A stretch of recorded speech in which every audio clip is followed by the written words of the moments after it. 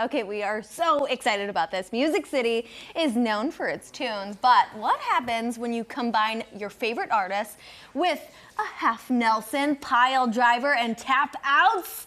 It's gonna be an awesome show. She knew all those words without Googling Yes! it. I promise you, yeah. The name alone is talking the fusion of two very different worlds. We are talking pro wrestling and the symphony. We're here with Kobe and Connor with the Pro Wrestling Symphony Hot Fuss event that's coming to Brooklyn Bowl. Welcome in, guys. Well, thank you so much for having us. Yeah, well, you had us with this combination. It just has this ring to the ears. Oh, yeah. So tell us what we can expect. Well, you can expect an afternoon of fantastic live wrestling action, and at the start and end of each show, we like to bring in live music to reflect the background that is Music City and Nashville. And so we have a band, Year of October, a local rock band. They'll be playing at the start of the show to kick things off, and then after the show is over, once this guy competes in the main event, Year of October back on the stage, plays for another 15 or 20 minutes or so. So it's a hell of a time. Okay. How exactly did this come about? You know, honestly, people might not know this, but Nashville has a rich history in professional wrestling. Going all the way back to the 1930s, they used to have matches inside the Ryman. You don't know about this until you dig way deep into the archives, but it used to happen back then. And for the longest time, there was always a local, homegrown wrestling promotion based here in Music City. We used to be in the shadow of Memphis for a long time, and they would come up here for a lot of it. But you get to the 2000s, there were matches every weekend at the fairgrounds. And then a couple years back, the last of the local promotions had to shut down, and everything just kind of went silent. And myself and my fellow founders, Roy Miller and Pat Dooley, we decided, hey, it's time to give Nashville, a place that loves live entertainment, its own pro wrestling promotion again. So we were very fortunate to partner with Brooklyn Bowl to have shows once a month. It is an incredible time. We've had an absolute blast with these first two shows. You see the photos of these now, and we're hoping to build into something really special. Keeping that history alive. Absolutely. Now, Kobe, you're a local talent. I heard you won the main event back in June. You have since had surgery, though. Tell us a little bit about that and what it's like to be back in front of your hometown crowd. So it's the first surgery I've ever had in my entire life. I still have my wisdom teeth. I've never had anything, and my appendix ruptured 3 days after the main event of our first show. It was a lovely text to get. Yeah, so not the best timing, but at least we got through the first show, right? So for Rise Up, which was the last show that we had, I was still part of the show, but I felt like I was chomping at the bit the whole time backstage. Like, I want to work, like, I want to wrestle. And obviously I couldn't, but one of the other guys had a different idea for me on that show. But, so that'll lead us to Hot Fuss. The events at Hot Fuss, where Colby Carter will be taking on Jaden Newman, a man who claims that your surgery was a fraud, that you're some sort of fake. That's what he says. I have the scars to prove it. Yeah, you really do. And the doctor bills, for that matter. But I digress. Yeah. So we'll find out August 3rd who was really ducking who. Exactly. So. Okay, I gotta come clean. I've never been to a wrestling event before. I know. I'm sorry. I know we're gonna fix that. Yeah. But I would like to see maybe a few moves right now. You said you're not scared of him. What is a chokehold? Like, what does it take to do a chokehold? I mean, really, all you have to do, I don't want to mess up. I got a big neck, man. But if you're just here, you know, you just really want to lock it in right here. You don't want to give it too much, right? Because you might. Yes, kids, do not try this at home. Very good.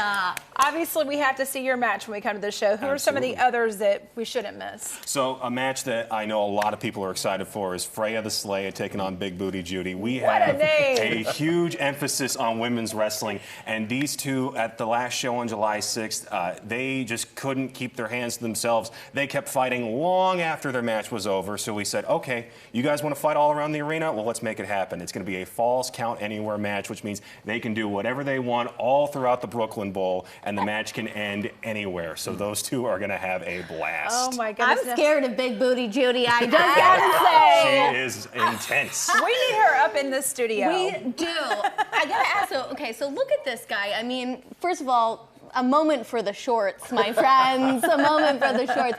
You know, he is so tough in the ring, and I said, it's really sweet because you have this sweet, soft side to you. Don't let the other players know, or wrestlers know, I should say. So talk about how, I mean, you balance that life. Yeah, it's tough. And, you know, like we talked about, it's like when you're playing football. You can do whatever you want to outside the field, but as soon as you step through the white lines, it's totally different. And the same thing, and my wife has been super supportive in everything I do.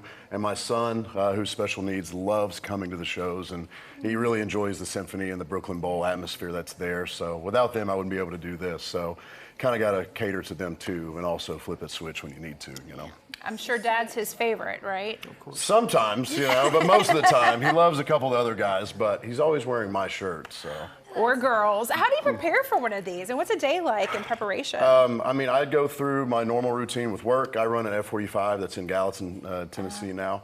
So I go through, do all of that, and then I'll train people, and then I train myself, go to the ring and roll around, bump around for a little bit. I just got to stay in the best shape possible while also staying healthy and not getting injured too. So it calls for some long days, but when you show up at the Brooklyn Bowl for Pro Wrestling Symphony and you're main eventing someone that was in WWE a couple months ago, it's always worth it. So always worth it. Always worth it. And Brooklyn Bowl is like the perfect venue. Oh, it's fantastic. We could not have asked for better partners, because if you've ever been inside of it, you know, big stage, big open floor, and then those balcony seats. Like we keep pushing people to try and sit in those because they are literally the best view in the house. So it's a ton of fun. It's gonna be a good time. No, I know you showed us a chokehold, but do you have like a signature move? I do. It popped up in one of the pictures a minute ago. No, we want to see it right here. It's Connor, you wanna? I don't want to risk the concussion. It's a code stomp. So my name is the code Colby Carter is what we call it. So it's a code stomp. So it's a curb stomp with someone stomping their head onto the ground. Oh so yeah, we're not gonna do there that. It is. That is the code stomp. That was it. Maybe you can come back and give us some tips on self-defense tips. Yeah, absolutely. I can at least show you a chokehold and how to stomp someone's head in. Okay, very good. See, we're learning so much here.